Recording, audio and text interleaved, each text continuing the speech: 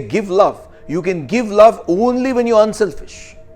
Because selfish people, they only want to receive. But givers are unselfish people. So you must analyze through your intellect that when you're giving, your giving does not spoil the person. Receiving love is absorption of that affection and understanding. Giving love is based on unselfishness. Receiving love is based on unselfishness. But while giving, you got to make sure that you're not creating a brat out of your children and a monster out of your spouse.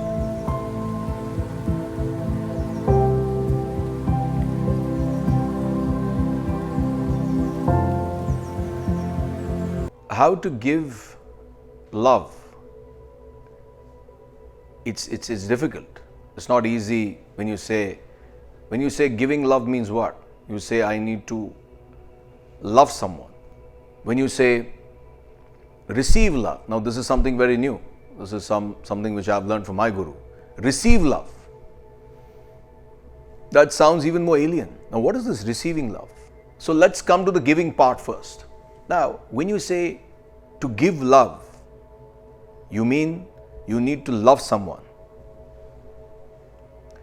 Giving is akin to charity. You need to have a charitable disposition. You need to be charitably disposed. Only when you are charitably disposed, only then you will have this attitude of giving. Now, charity, remember this, charity is not an act. It's a process. You don't have an act of a charity and you forget it. There is no such thing as I want to do this much charity and that's it, enough. All your life you have to have this charitable disposition because all the time you're receiving from the nature. How many things you've received? Even now when I'm talking to you all, how many things have I received? Millions. The sunlight, the oxygen, the water. You got to think. So since you have received so many things, you ought to give. And charity is not an act, it's a process. You can never say that I have done this much charity and that is it. See, what you must understand, in the Indian behavioral pattern, Dakshina has a lot of value. It has a lot of faith. It has a lot of bhavana.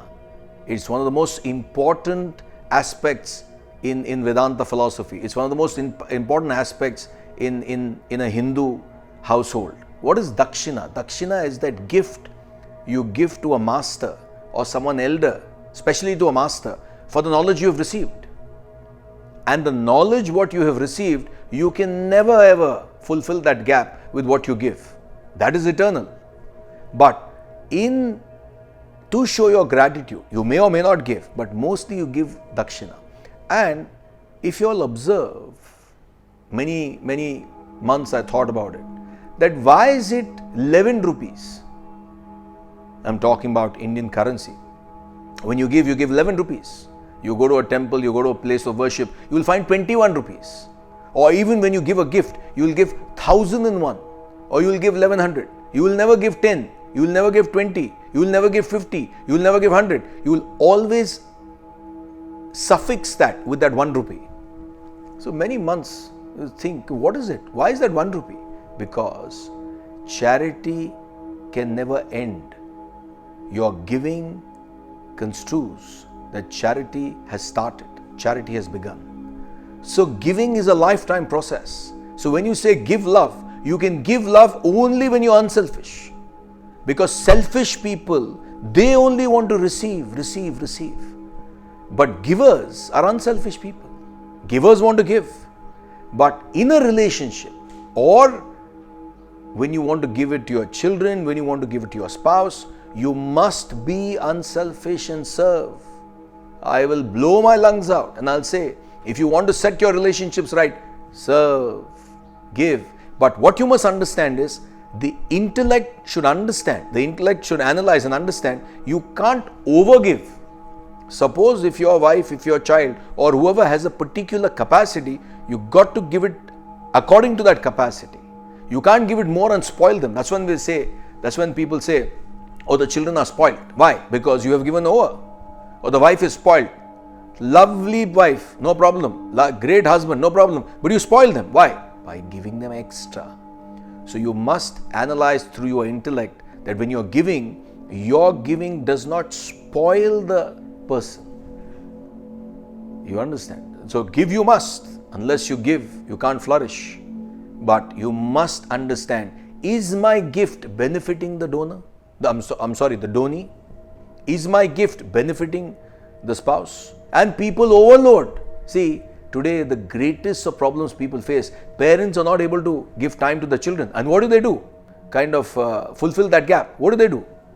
They supplement the children with extra gifts. Oh my child, what do you want? Take it. And the child who is so pure becomes a monster. So you must understand, you must analyze, you must assess with the intellect that when I'm giving, I ought to understand that, gauge the reaction. Am I spoiling the relationship? Am I adulterating the relationship? That you must find. And that will be happening only with the intellect. Now, this is giving love. When you talk about receiving love, that is important. Now, receiving love, it is very, very difficult to receive love. In fact, it is easy to give love, but what is more difficult is to receive love. And what is that receive love? If someone is coming and showering the affection on you, if someone is coming and praising you, oh, you're so good, oh, you're so nice. The wife is saying, oh, you're so nice. Or the husband is saying, immediately when the wife is praising the husband, immediately the husband finds a loophole to encash something from the wife. This is what you must understand. They say, no, the business people are very smart. They say, oh, I want to find loopholes in law. When you want to serve the country, why do you want to find loopholes? Even if there's a loophole, you will fix that loophole and you will pay probably more taxes. So why do you want to find loopholes in a relationship? So when the husband is praising you, oh my wife, you're so nice. The moment I see you, I feel so calm. You're so nice. Look at the office people. Oh, they are chewing my brains. But when I come in front of you, you're such an angel. Immediately the wife finds what? A loophole in the husband. And what does she do? Can you give me this diamond ring? So the husband is giving love, but the wife cannot receive love. Why? Because she's encashing her selfish desires in her. And what she doesn't understand is, when you encash your selfish desires based on your partner's showering of love, you only become more and more greedy. So how do you receive love? You receive love when your husband is showering affection. When your wife is showering affection on you, you absorb it. So when your husband is saying, oh, you're so nice, you're so this. In fact, see, when your husband praises you, you must understand, there is something going on. Why is he praising you so much? If the wife is praising you, you must understand, my God, there is something wrong. Why is she praising you so much? Have a doubt, have that question mark. So the way to receive is to absorb and to understand. Don't let that receiving of love inflate your ego and encash your selfish desires. In fact, the moment the wife says, oh, you're so nice, you're so this, chala, enough, now what do you want, enough. Neutralize the affection of your wife by understanding that she also knows that you will not allow. Of course, you want to do something for your wife. Charity, as I said, it's a process, it's not an act. So you will do throughout. You don't need your wife's praise to give something to her. And the wife should never encash the emotion of the husband, and the husband should never encash his selfish desires based on praising the wife. So receiving love is absorption of that affection and understanding that my wife is saying something, let me absorb it. Let me not encash it by I want. Encashing means it's selfish. I want something out of my wife because she's praising me, because she's in that vulnerable moment. Never do that. So giving love is based on unselfishness.